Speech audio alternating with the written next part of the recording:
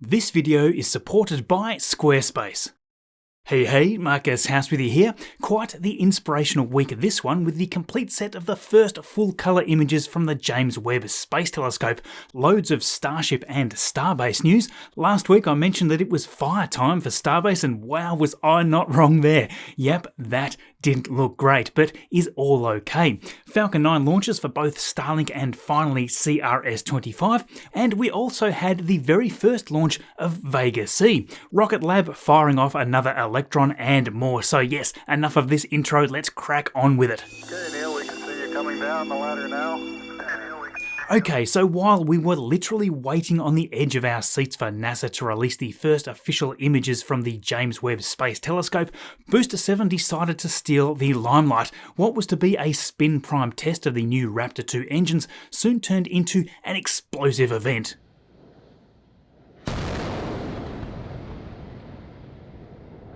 As described beautifully by Chris here, a spin prime test is one where they test out the Raptor turbo pumps and run the propellant through, but not actually ignite the engines themselves. Now, it was quite obvious that this resulting explosion was not intentional because SpaceX had not published a notification for a potential overpressure event. So what led up to this? A set of notices to mariners was published for testing that day, and then through to Thursday from 10 AM to 10 PM each day. Now this means that SpaceX were definitely expecting a significant testing process, but with no overpressure event notice being sent out to the residents of the area like we would normally see for a typical static fire, SpaceX obviously were not expecting any sort of ignition.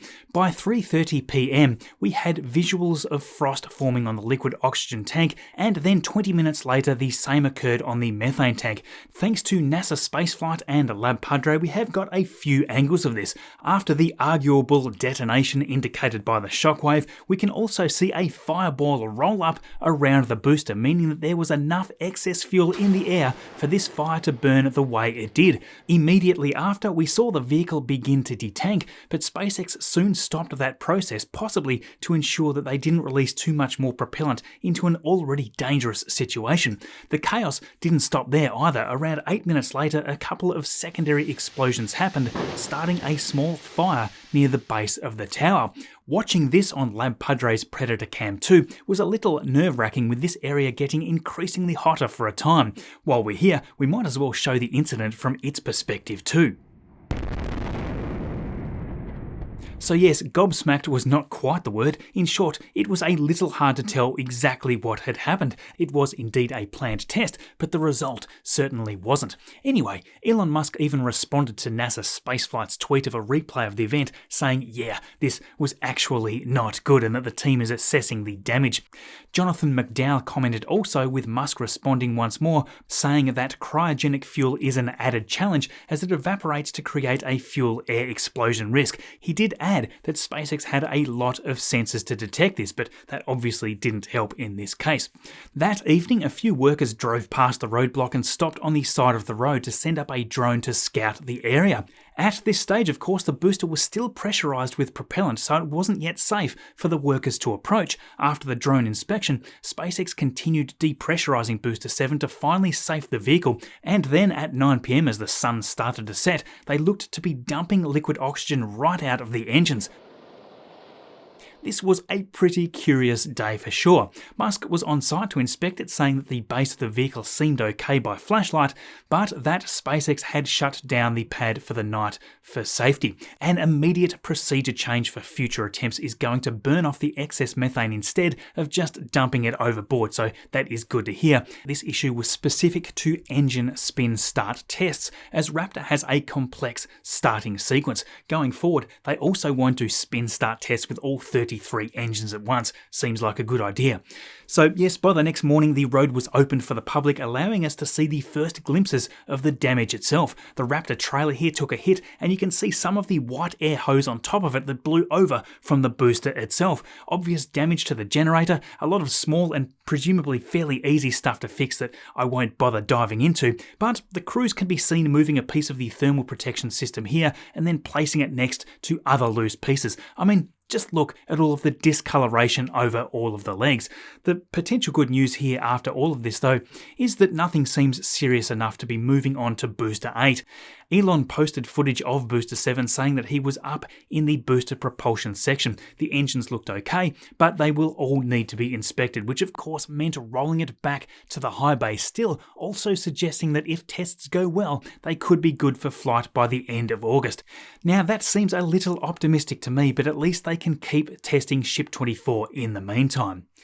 SpaceX are not messing around with this booster either, because Thursday the chopstick arms were raised to latch on, and just prior to 4 PM the lift had already begun. Booster 7 was lifted up out of the launch mount and was swung over to be lowered down onto the transport stand. The arms then lowered and opened up ahead of the booster's rollback to the production site, which occurred at 9 PM that night. The FAA also released a statement regarding Booster 7's anomaly, saying that they were in close contact with SpaceX as they look deeper into the fire that occurred, but no formal FAA mishap investigation was in progress due to the explosion not really being part of the scheduled launch campaign. Now, at the time of the explosion, you may have noticed this arm here swinging a little. It looked kind of bad, didn't it, like it had been busted during the incident? But no, it was actually because the left side hydraulic piston had been removed for an upgrade a week ago. In fact, the upgrade was already in progress by this Wednesday. Okay, so back to more productive news this week at Starbase. SpaceX has submitted new FCC filings for Starlink communications during the Starship orbital test flight. Multiple terminals mounted on the ship and the booster will ensure clear views from the Starlink constellation through all phases of the flight. Now this is pretty awesome, and SpaceX obviously intends to demonstrate the groundbreaking high data rate communications with the ship and the booster right through the launch, in-flight operations, booster recovery, as well as spacecraft entry from near orbital speeds.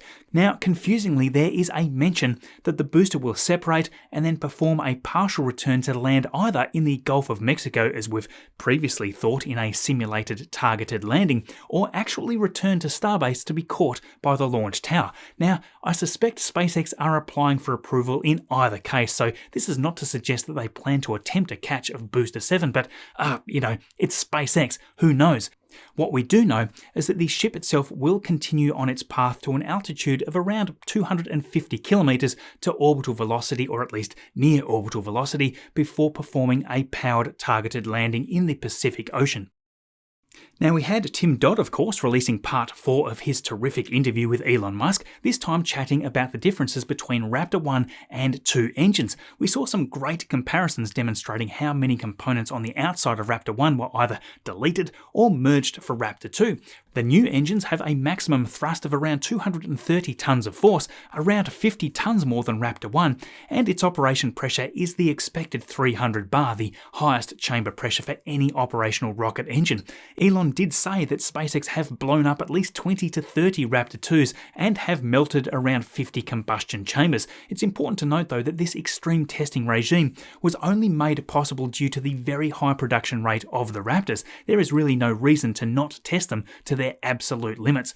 In fact, SpaceX are in many cases even able to salvage the pumps and the power packs from the chamber melted engines to be reused. So yes, bonus. Now there is a lot more to unpack in this interview, so go and check it out. But first, we want to draw attention to this object here. What is it? Yep, you guessed it, that we believe is a Starlink version 2 satellite, perhaps the same one that is now living inside Ship 24. At around 7 meters wide, these look much larger but also look quite thin as well.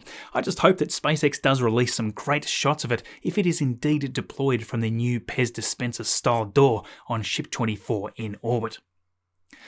So yes, it's an awesome interview by Tim there. A link to that is in the description, so do support what he does. It's just amazing to see that access. So yes, subscribing, being a member or patron helps loads in what Tim does there, just as it does for me here. So yes, thank you all for supporting what all of us do.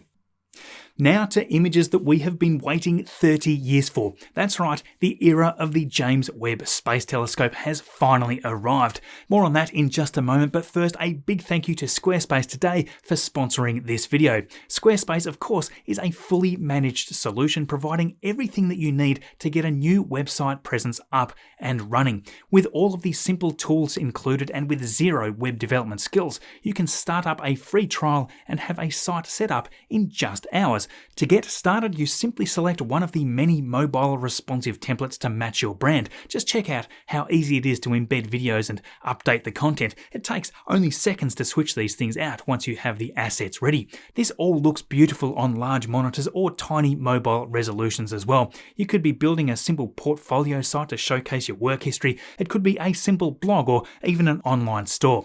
In fact, the e-commerce functionality included handles all of the e-commerce security and setup for you without the liability and expensive payment gateway setup. If you want to check it out for yourself, just head to squarespace.com/MarcusHouse and save 10% off the first purchase of a website or domain. You'll find that link in the description below.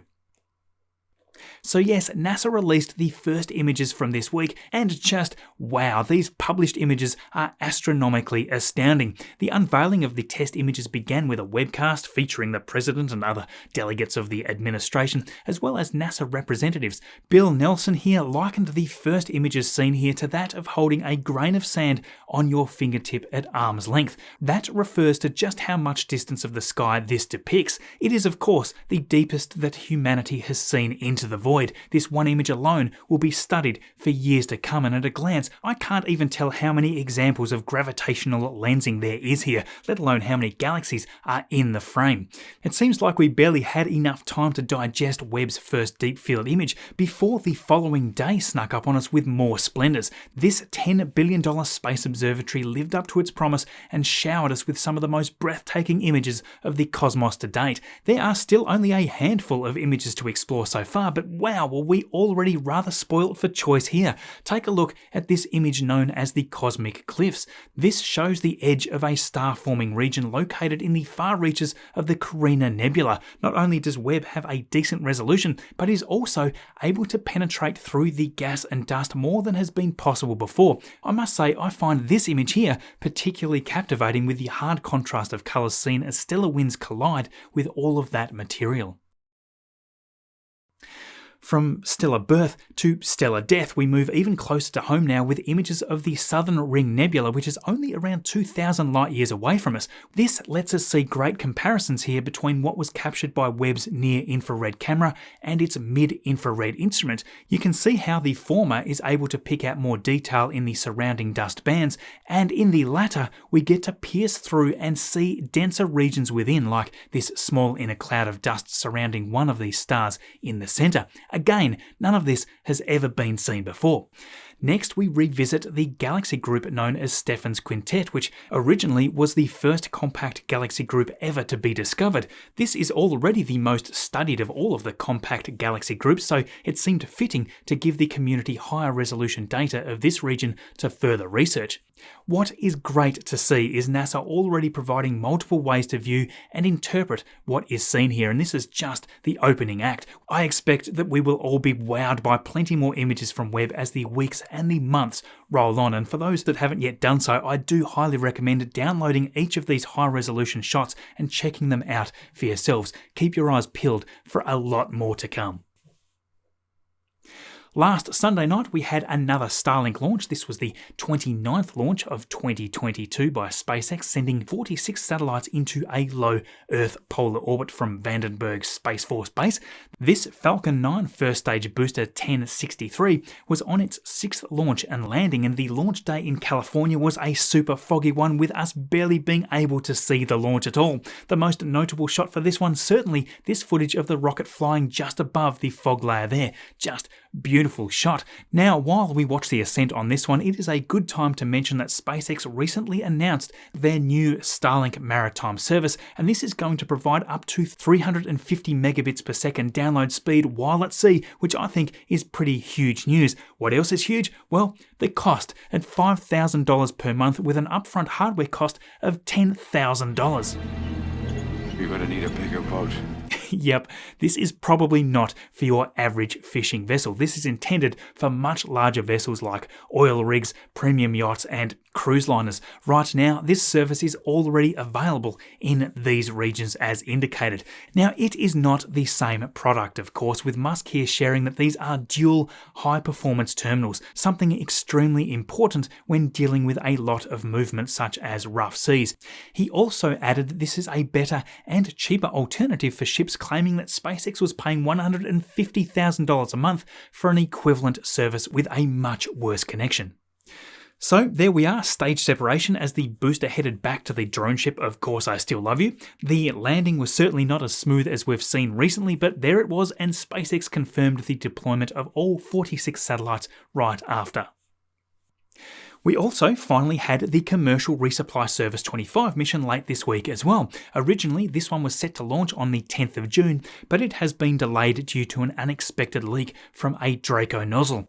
After repair, the Cargo Dragon capsule C208 was once again cleared to take off to the International Space Station under the power of Falcon 9 booster number 1067, along with a bunch of food, supplies and experiments. One experiment to note is the Earth surface mineral dust investigation. This should actually map the composition of mineral dust in the atmosphere in an attempt to increase our understanding of how the dust impacts the Earth. This was another beautiful ascent right after sunset, stage separation there, and due to that time of day, near darkness on the ground, with the rocket stages lit up beautifully during the coast phase back to the drone ship, a shortfall of gravitas. Now, right before the entry burn, you can see the booster there plunge back into the near darkness as the engines fire back up. Yet another textbook landing there with clean signal all the way down, and there we had it, CRS-25 on its way to the space station after a clean separation from the second stage. Now, at the time of uploading this video, it was still on its way to the International Space Station, scheduled for docking at about the time that this is being published. So yes, do check the news feeds. I'm sure it is all going very, very well. The spacecraft is going to stay docked for around 33 days, I believe. So yes, another flawless mission so far. Now, Rocket Lab's dual launch pad capability is currently on show at Launch Complex 1 in New Zealand. Pad 1A was the site for the launch of NRO L162 earlier this week for the NRO, and this here went right on schedule at 6:30 PM local time. Interestingly, this mission, named Wise One Looks Ahead, was in collaboration with the Australian Defence Agency as part of a wide scope of cooperative satellite activities with Australia. Rocket Lab are aiming to demonstrate their responsive launch capabilities here. There is going to be another mission to follow up this launch, hopefully late next week, from the adjacent Pad 1B. They now have what I would call a solid track record supporting US national security missions, with these two missions being the third and fourth launch contracts awarded to Rocket Lab by the NRO. The success is well deserved too, especially when considering NASA's capstone mission shooting this little spacecraft out to the moon as launch number 1 of the Artemis program. It was a beautiful ascent, and there we have the stage separation and fairing deployment right after. We didn't get to see a great deal apart from the vacuum engine here. As expected, due to the secretive nature of these payloads, this was where the webcast came to a close. And with that, we await the next NRO L199 mission late next week. We also finally got to witness the very first launch of the Vega C rocket by ESA, launching from Kourou in southern France. This maiden flight carried the Laser Relativity Satellite 2 and 6 CubeSats as the secondary payload package for this mission. Now, Vega C has 3 solid fuel stages and a liquid-fueled 4th stage, and it is the successor of Vega, which has played a fundamental role for ESA since 2012.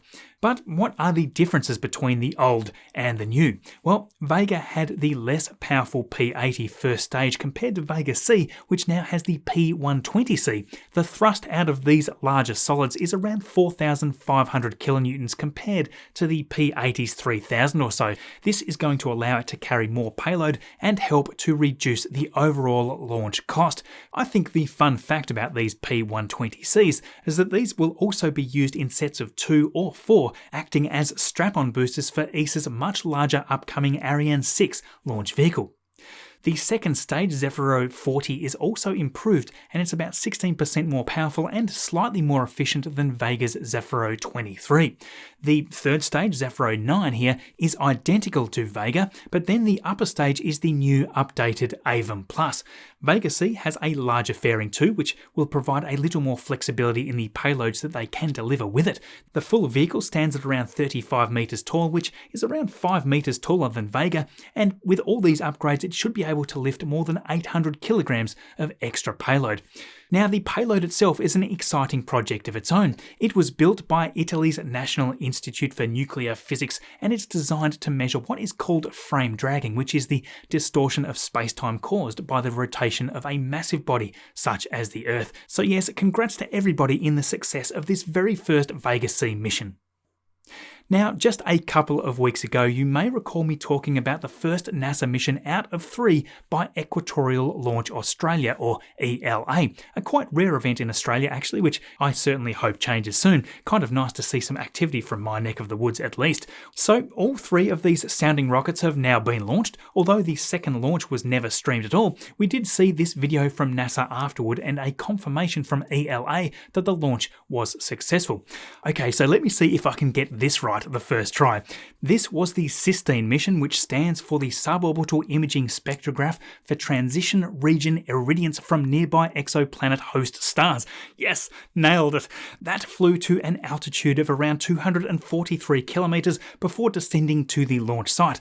A lot of the rocket, by the way, is actually recovered to be sent back to NASA for reuse, so quite an economical process. The third launch took place on Monday the 11th of July, carrying the dual-channel Extreme Ultraviolet Continuum Experiment, or JWST. This one launched just a little higher to 262 kilometers before descending by parachute and then landing southwest of the launch site. So both of these missions with JWST and Sistine looked at Alpha Centauri A and B, which are essentially 2 similar sun-like stars, and it's been measured in both extreme and far ultraviolet light wavelengths. So yes, hopefully some new discoveries will mean that we get to see a lot more missions like this one. Congratulations to all involved there over these 3 missions, and a special thanks to Dr. Brad Tucker for these fun streams.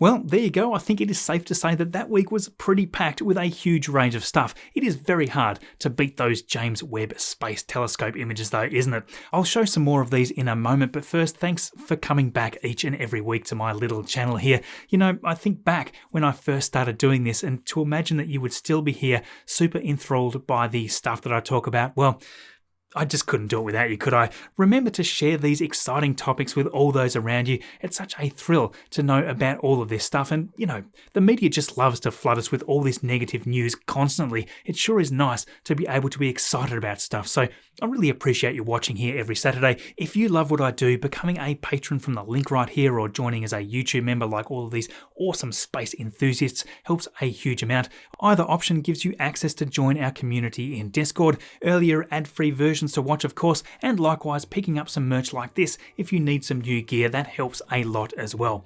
Now, there is no better way to conclude this video than by looking again at these. This marvel of engineering has allowed us humans yet again to study new facts while dreaming of opening our way to the stars. Really puts things into perspective, doesn't it? These visions of cosmic splendor, and this is just the tip of the iceberg.